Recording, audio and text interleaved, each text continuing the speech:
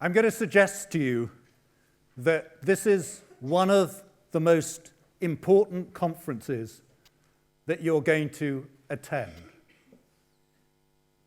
It's important because it's about one of the most important institutions in our lives, an institution that clothes, feeds, and houses us, that employs us and invests our savings. And now, in many cases, it's as large as some nations in the world. And because those nations are ridden with debt, business is now being looked upon to provide the goods and services that until now we've been looking to governments and social agencies to provide. Question is business up to it? Can it bear the responsibility that's being imposed on its shoulders? Well, I would suggest to you that the evidence over the last few years is rather discouraging, because business has in many cases lost our trust even to look after us as customers, let alone to look after our broader community and social interests in relation to alleviation of inequality, poverty, and environmental degradation. But it's not just business that's responsible there.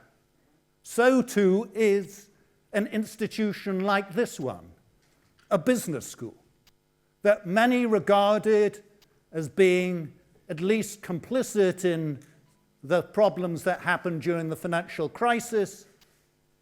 And in many respects, business schools around the world place more emphasis on promoting the earnings and the self-interest of leaders of today and of the shareholders than they do of the broader interests of society.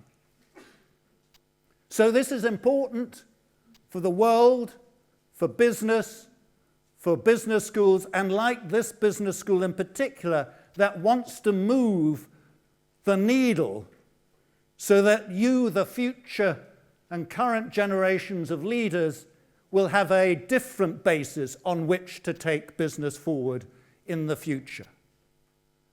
And above all, it matters for you in your careers in terms of both the salaries and the satisfaction that you'll get from your future careers. Because this is not about aspiration. It's not about corporate presentations or corporate promotion to look good. It's about what business says they're doing. It's whether business is doing what they say, how they are doing it, what works and what doesn't work. Because responsible business is about saying what you're doing what you're saying, and not doing what you're not supposed to do. And it's really centered on the concept of doing well.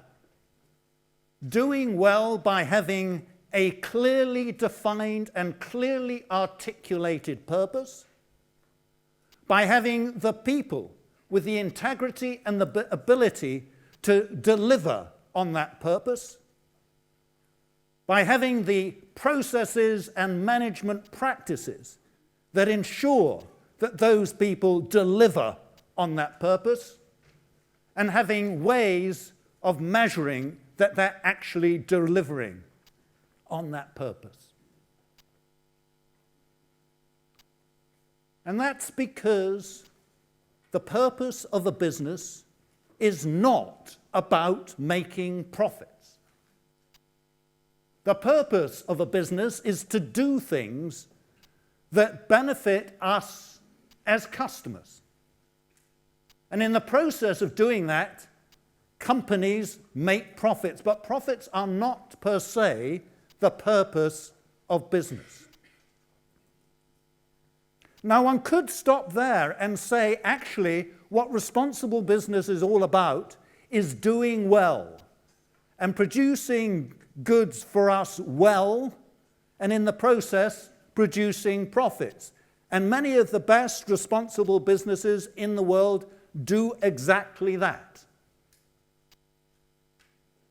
But it could be more as well. It could be about doing good. Doing good in the sense of addressing those social and environmental questions that I talked about earlier on, about addressing inequality, poverty, and environmental degradation. And by having processes, innovative processes, that ensure that companies are able to deliver on that.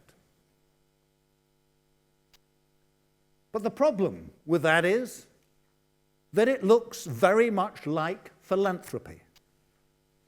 And as Milton Friedman made very clear to us, business does not have a legitimate role in philanthropy. It's not about charity. It's about doing business. And the leaders of business are acting ultra vires if they run their businesses as charities.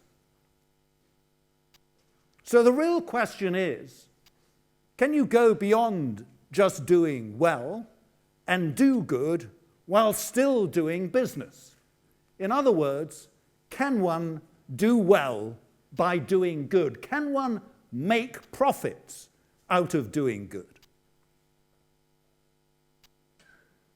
Well, the answer to that is, it depends on whether or not business can essentially internalize the externalities that are associated with doing good. Can they find the innovative practices that allow them to internalize those externalities? And can they measure their performance in ways that demonstrate that they are delivering benefits beyond pure profit? And can they motivate people on the basis of those performance measures? And can they do it in such a way that they do it at scale, that it's not just a small activity, but that it has real global impact? Now, according to this, then, the purpose of business is to do things that benefit us as customers and as communities. In addressing questions such as giving us meaningful work, solving problems of inequality and poverty and environmental degradation, and in the process of that, making profits. And then the issue is, well, how does a company actually do that? What are those management processes? Do they involve doing it from the top down, by diktat from the senior management, from the board, ensuring that those ideas permeate right down through the organization?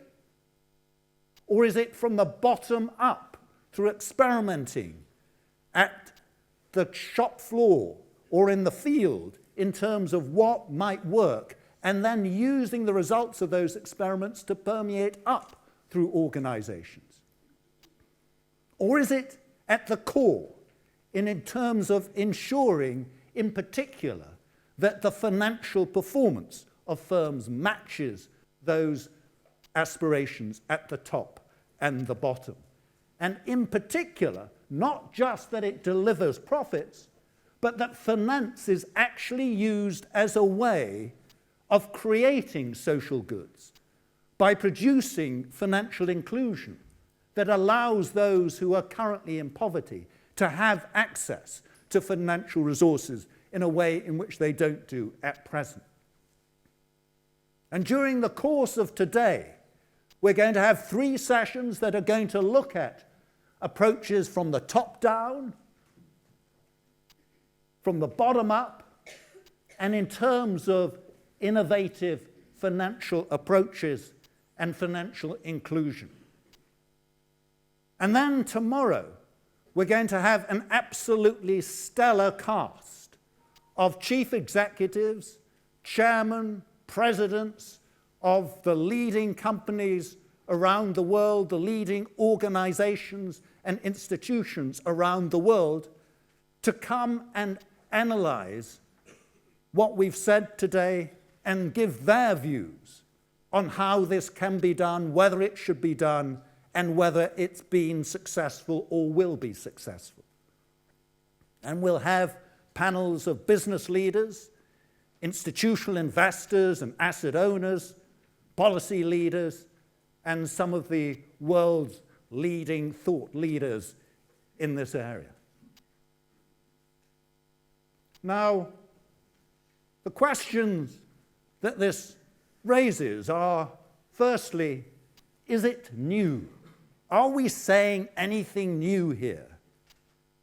Or is this old wine in new bottles? Is it right, even if it's new? Is what is being put forward as a way of doing business that delivers social and public benefits actually correct? And does it matter? Is it important? Is it at a sufficient scale that it really is going to address some of those major global issues that I described at the beginning? And what we want you to do in this is to engage, to participate, to inquire, to evaluate whether what you're hearing is correct, to really probe so that you understand what is being said and can establish whether or not it is fundamentally correct and important. And above all, to enjoy. Because you should come away from this feeling really inspired that you've had a new way or new vision of business that has something to offer, that potentially can deliver a different way of doing business. You should feel enlightened in terms of the ideas that are being presented and the opportunities that they offer to you going forward. And you should be informed about whether or not they are right or wrong. So you should come away inspired, enlightened, and informed. Oh yes, and by the way, for those of you who are MBA students, there's one other element. You'll be graded. And you should feel that what you're taking away from these 2 days is something that is of real knowledge enhancement. And if you want to do well on this course, there's one simple message that I've got to you. Listen to what is being said. The best marks will come from those who can really demonstrate that they've absorbed what they've heard today and tomorrow morning, not just read the cases, but really understand the debate that has gone on here over this day and a half. Now, we also would like you to participate by engaging in the polling that we're going to be doing during the course of today. And we're going to be asking you 5 questions at various stages during the morning and the afternoon about your views.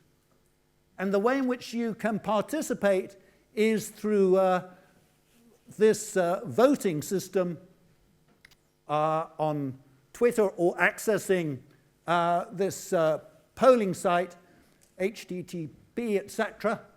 And the first question that we would like you to answer is, do you think that business is more or less responsible than it was 10 years ago?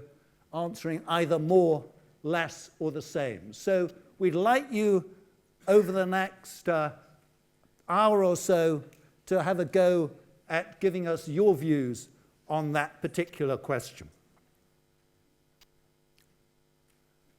Now I'd like to hand over to two of my very good colleagues in Mars Catalyst, who are going to take forward the discussion and set out the ideas on which this forum is based. The first of whom is Bruno Roche, who is the chief economist at Mars and the managing director of their think tank Catalyst. And the second is Jay Yacoub, who is the senior director of external research and CEO at Mars and COO at Catalyst. And so, ladies and gentlemen, I'd like you to give a very warm round of applause to Bruno Roche and Jay Yacoub. Thank you.